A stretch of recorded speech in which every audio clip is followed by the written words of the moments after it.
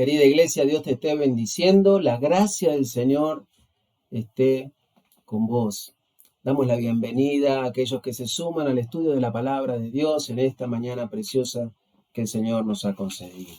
San Marcos capítulo 9 es el pasaje que nos centra en esta mañana. Mientras vos lo buscás, San Marcos capítulo 9, el contexto de la historia nos dice que Jesús había tomado a 3 de sus discípulos, había subido al monte. Allí iba a suceder algo especial, mientras el resto de los discípulos estaban en la ciudad.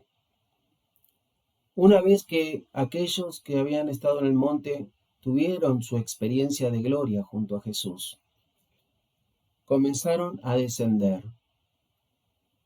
Y comenzaron a acercarse a la ciudad y comenzaron a ver que aquellos que habían quedado en la ciudad no la estaban pasando tan bien. San Marcos capítulo 9, verso 14 dice: cuando llegó a donde estaban los discípulos, vio una gran multitud alrededor de ellos y escribas que disputaban con ellos. Y enseguida toda la gente volviéndole se asombró, vuelvo a leer el 15. Y enseguida toda la gente viéndole se asombró y corriendo a él le saludaron. Y les preguntó: ¿qué disputáis con ellos? Y respondiendo uno de la multitud dijo: Maestro, traje a ti mi hijo que tiene un espíritu inmundo, el cual donde quiera que le toma le sacude y le echa espumarrajos y cruje los dientes y se va secando. Y dije a tus discípulos que lo echasen fuera, y no pudieron.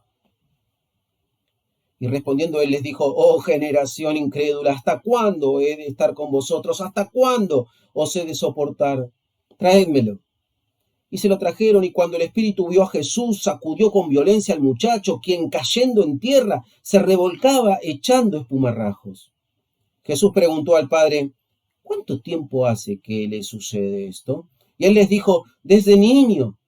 Muchas veces le echa en el fuego y en el agua para matarlo. Pero si puedes hacer algo, ten misericordia de nosotros y ayúdanos. Jesús le dijo: si puedes creer, porque al que cree, todo le es posible. E inmediatamente el padre del muchacho clamó y dijo: creo, ayuda a mi incredulidad. Y cuando Jesús vio que la multitud se agolpaba, reprendió al espíritu inmundo diciéndole: espíritu mudo y sordo, yo te mando, sal de él y no entres más. Entonces el espíritu, clamando y sacudiéndole con violencia, salió, y él se quedó como muerto, de modo que muchos decían: está muerto. Pero Jesús, tomándole de la mano, le enderezó y se levantó. Cuando él entró en la casa, sus discípulos le preguntaron aparte: ¿por qué nosotros no pudimos echarle fuera? Y él les dijo: este género no sale con nada, o no puede salir, sino con oración y ayuno. Dios bendiga su palabra en nuestras vidas, en nuestros corazones.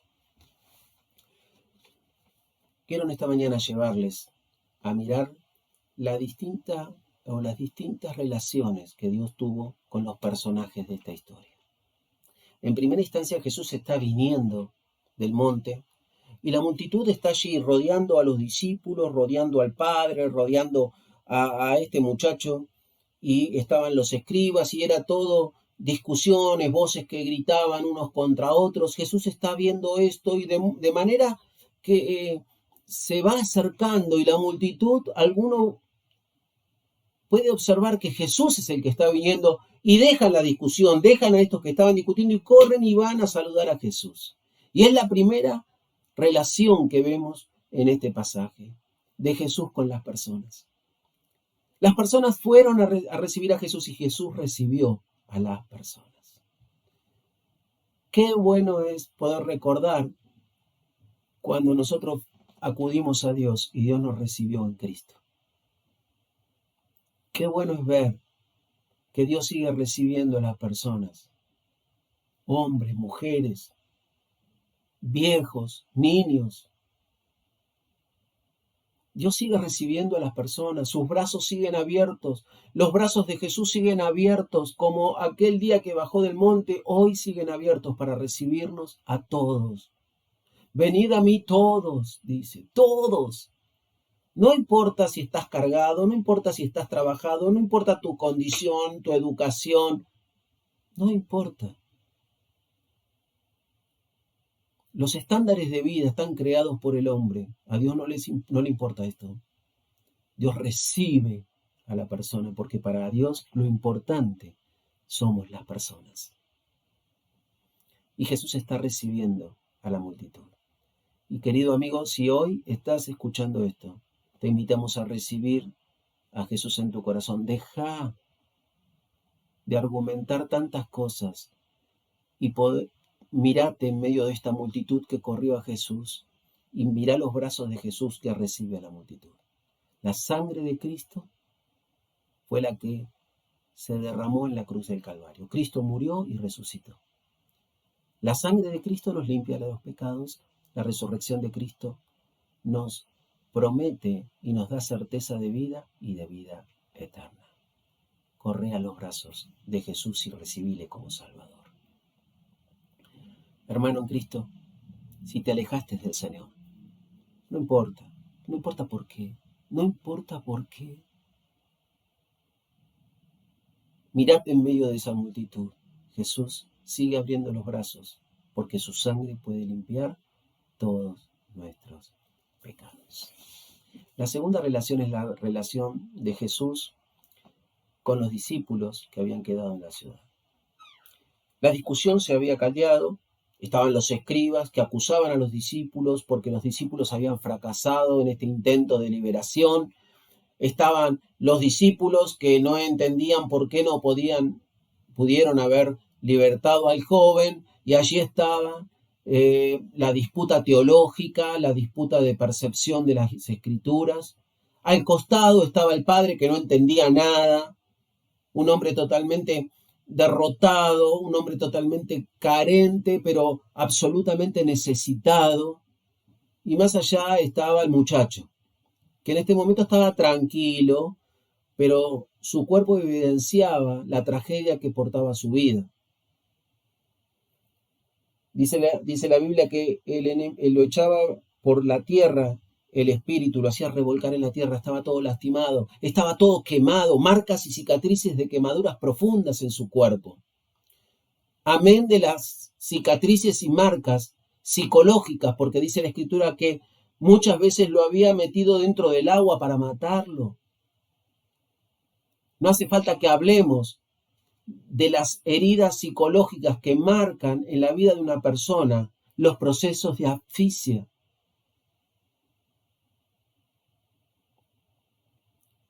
Y Jesús le dice, ¿por qué están discutiendo? ¿Por qué disputan con ellos? ¿Por qué están discutiendo? Hermano en Cristo, dejémonos de discutir.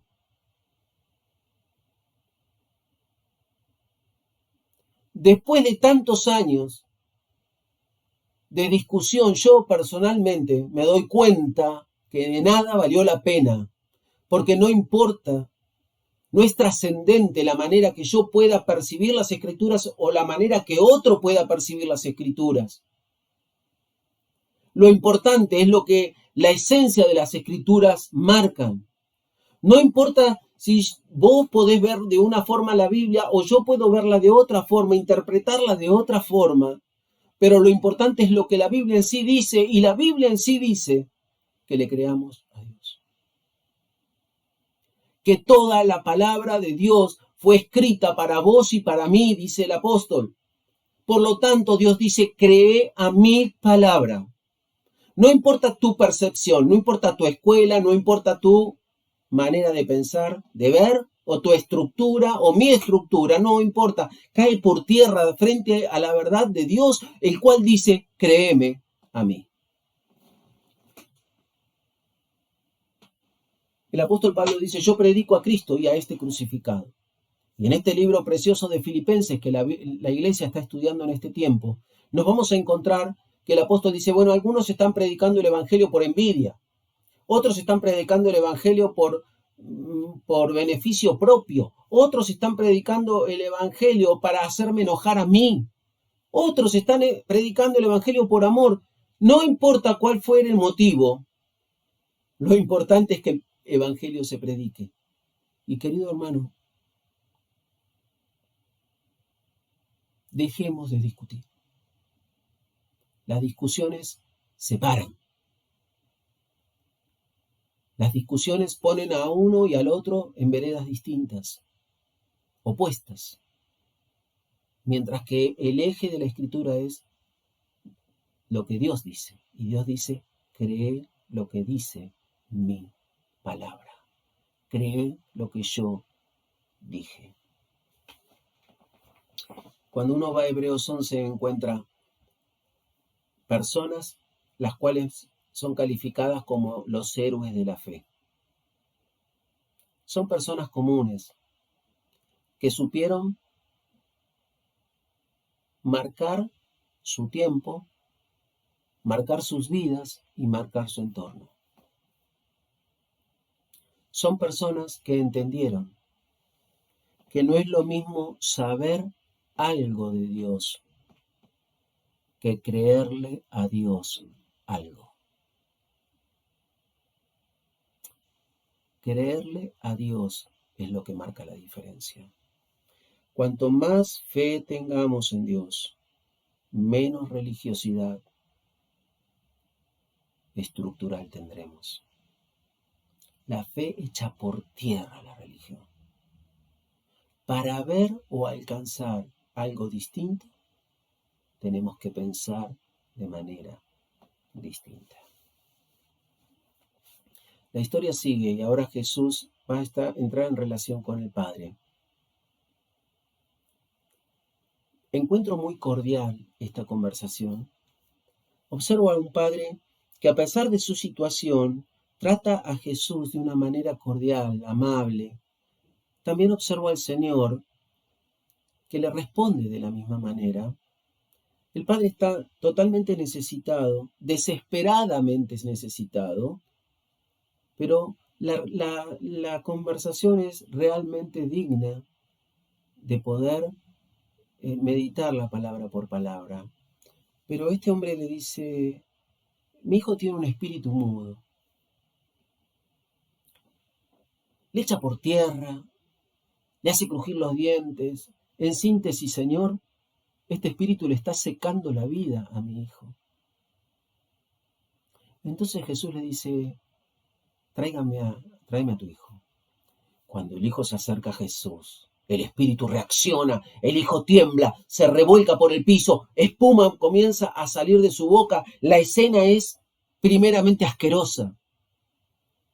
En segundo punto, la escena es terrorífica, es horrorosa. Y allí está el padre mirando cómo su hijo va secándose en su vida, va deshaciendo el enemigo su vida.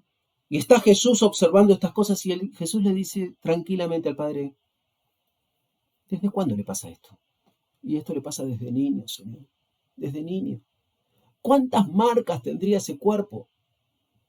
¿Cuánto daño tendría ese muchacho? Y Jesús le dice, ¿desde cuándo? Desde niño, Señor. Si vos podés hacer algo, tus discípulos no pudieron, pero si vos podés hacer algo, Señor, tan solo algo, ayúdanos, ten misericordia de nosotros. Pobre hombre, no me hubiese gustado estar en los zapatos de ese hombre. Pero muchas veces yo me calzo unos zapatos parecidos. Y creo que vos también. ¿Cuántas veces vamos a Dios por algo? ¿Cuántas veces vamos a Dios para que amortice una situación? ¿Cuántas veces vamos a Dios para que reduzca el dolor? ¿Cuántas veces vamos a Dios para que por lo menos haya un respiro en la situación? Cuando Dios nos invita a ir por todo en su presencia.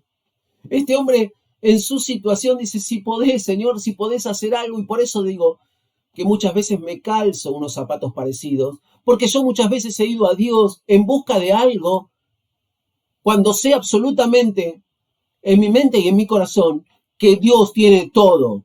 Sin embargo, mi estructura es ir por algo y Dios me dice, no vengas por algo, vení por todo, vení para mi presencia por todo, porque yo tengo todo para poder darte. Ah, queridos hermanos, algo buscaba este hombre. Y Dios dice, algo no tengo, tengo todo. Si estás dispuesto a recibir todo, entonces vení a mi presencia. Y Dios te dice en esta mañana, si estás dispuesto a venir por todo, vení a mi trono de gracia para recibir gracia y oportuno socorro. Pero vení por todo. No vengas para ganar la batalla, vení para ganar la guerra. Porque yo tengo toda la victoria para vos. Yo tengo todo, absolutamente todo para vos. La fe viene por el oír y el oír. La fe es por el oír, perdón. La fe es por el oír y el oír de la palabra de Dios. Cuanto más fe tengamos, decíamos, menos religión. ¿Sí? Menos religión. Y este hombre va por algo. Y Jesús establece la reglamentación para el milagro. Jesús establece, ¿sí?, el estatuto para que eso que el hombre necesitaba, quería, se le concediese. Y Jesús le dice de esta manera muy simple, si puedes creer. El milagro está. Dios puede sanar a tu hijo, pero vos tenés que creer. Yo puedo, le dice Jesús. ¿Vos crees? En la medida que vos creas, yo voy a poder. La liberación de tu hijo no depende de mí. Yo sé que puedo liberarlo, dice Jesús, pero depende de vos, porque sos vos el que tenés que creer. El milagro siempre está condicionado. El milagro siempre es de Dios, pero está condicionado a la manera y la intensidad que nosotros creamos. Jesús le dice, si podés creer, al que cree todo le es posible. Yo puedo, vos podés. Vos ponés lo necesario para que tu hijo sea libertado. Y este hombre explota, ¿sí? Explota y dice, Señor, yo creo. Pero inmediatamente suplica y le dice, pero Señor, ayúdame, ayúdame. Ayúdame a tener la fe necesaria para que vos puedas hacer el milagro. Querido, Dios no pide montañas de fe. El Señor pide pequeñas dosis de fe. Un grano de mostaza es suficiente para que las manos del poderoso y eterno Dios actúen. Y hoy en este tiempo, en tu vida, Dios está diciendo, yo puedo hacer este milagro que estás esperando, yo puedo y tengo esto que vos estás necesitando, pero vos tenés que poner fe. El milagro llegará a nuestras vidas en la medida que nosotros creamos.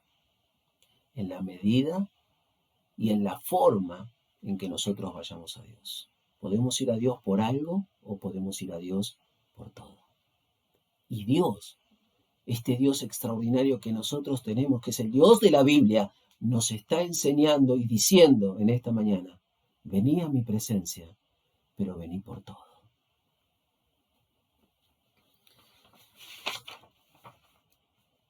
Aquí está Jesús ahora con el muchacho. El padre quedó a un costado. Allí está el muchacho revolcándose en el piso, echando espuma por su boca. Y Jesús le dice, espíritu mudo y sordo, sale. ¿Pero acaso no era mudo? Jesús dijo, mudo y sordo. No importa la situación que estés pasando, a veces pensamos que solamente nosotros conocemos lo que nos está sucediendo.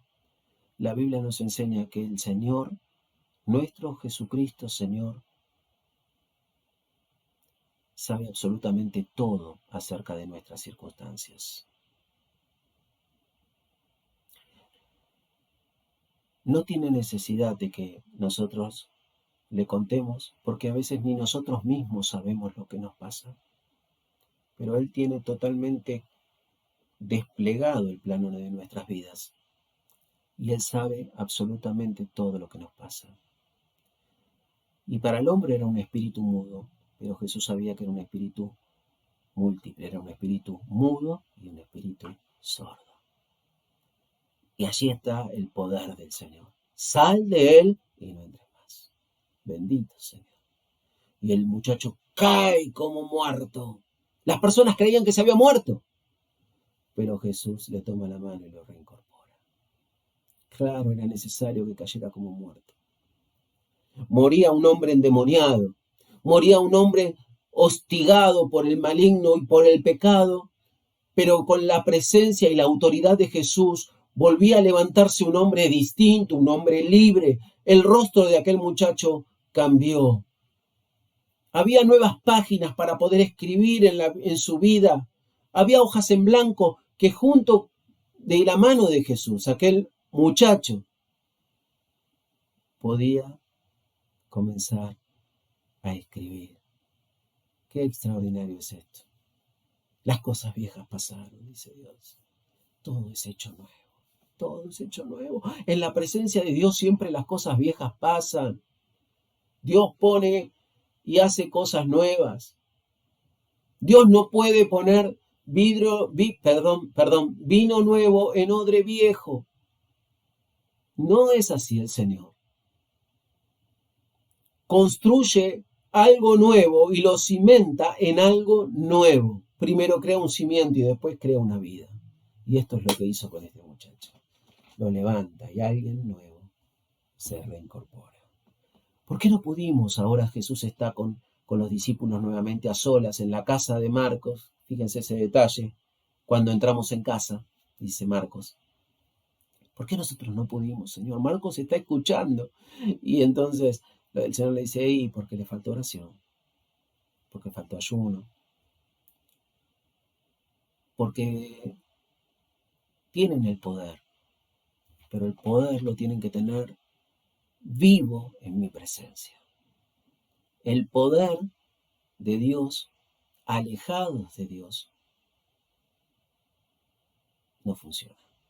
El poder de Dios entregado a sus hijos funciona cuando estamos cerca de Dios. Le faltó un poco de oración y le faltó ayuno. Segunda Pedro capítulo 3. Dice la escritura preciosa de esta manera. Verso 8, segunda Pedro 3:8. Mas, oh amados, no ignoréis esto. Fuerte las palabras de Pedro. No sean ignorantes, dice Pedro. No pueden ignorar esto. Pueden no saber muchas cosas, pero esto es imposible que lo ignoren. Lo tienen que saber. No ignoren esto, que con el Señor un día es como 1000 años y 1000 años como un día. Se tardaron 20 años para que un genio como Albert Einstein descubra la física cuántica, cuando Dios se la había revelado a un simple pescador, un hombre tosco como era Pedro, y Dios le estaba revelando a Pedro física cuántica. Yo me maravillo de esto. Yo me maravillo de esto. ¿Qué es el hombre para que tengas de él memoria? Dice David. ¿Cómo ha engrandecido Dios a sus hijos? Revelando cosas que no han visto los ojos, ni han oído los oídos, y a través del tiempo siempre ha sucedido esto, y aquí Pedro, en el año 60 después de Cristo, recibe una revelación que se iba a tardar 20 años para que los sabios del mundo la puedan esgrimir. Bendito sea Dios. Bendito sea Dios. ¿Cómo enaltece el Evangelio? ¿Cómo Dios pone en alto a cada uno de sus hijos? Es maravilloso, hermano, mirate en el espejo. Dios te ha engrandecido. Es la persona de Jesús y por haber confiado en Jesús. Y dice, para el Señor, como 1000 años es como un día y un día como 1000 años. Y dice el 9, el Señor no retarda su promesa como algunos tienen por tardanza. Dios se mueve en un tiempo distinto al nuestro. Esto no es lo trascendente en este pasaje.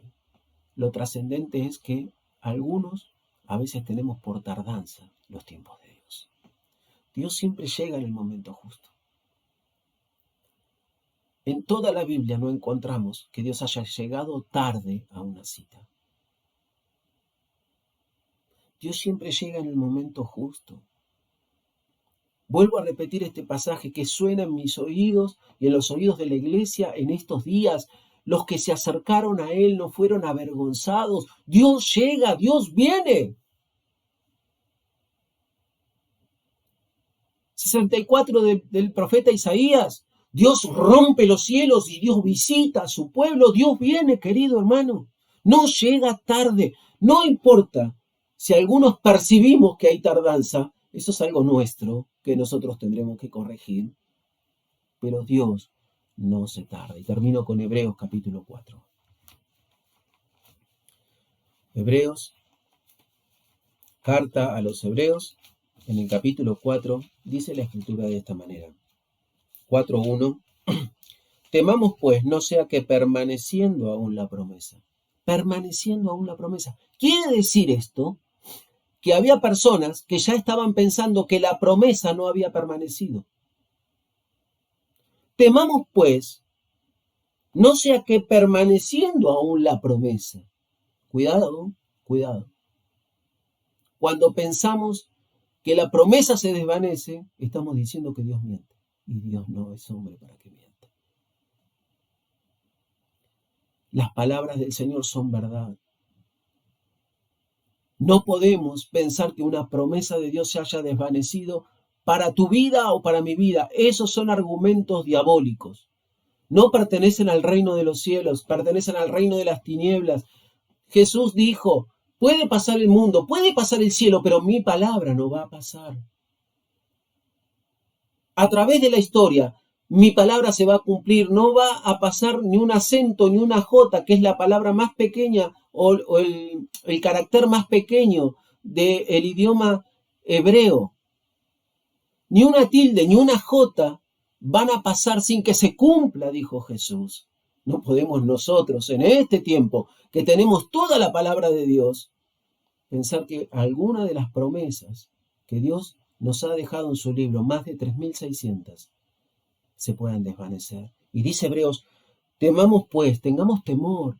Cuidado que esto no es cosa de juegos. No sea cosa que permaneciendo aún la promesa, ¿sí?, a alguno de vosotros le parezca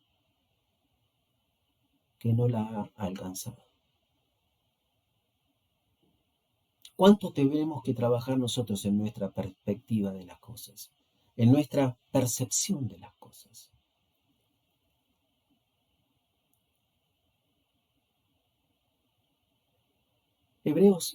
Colosenses 3:1. Colosenses 3:1 dice, puestos los ojos en Jesús, el autor y consumador de la fe.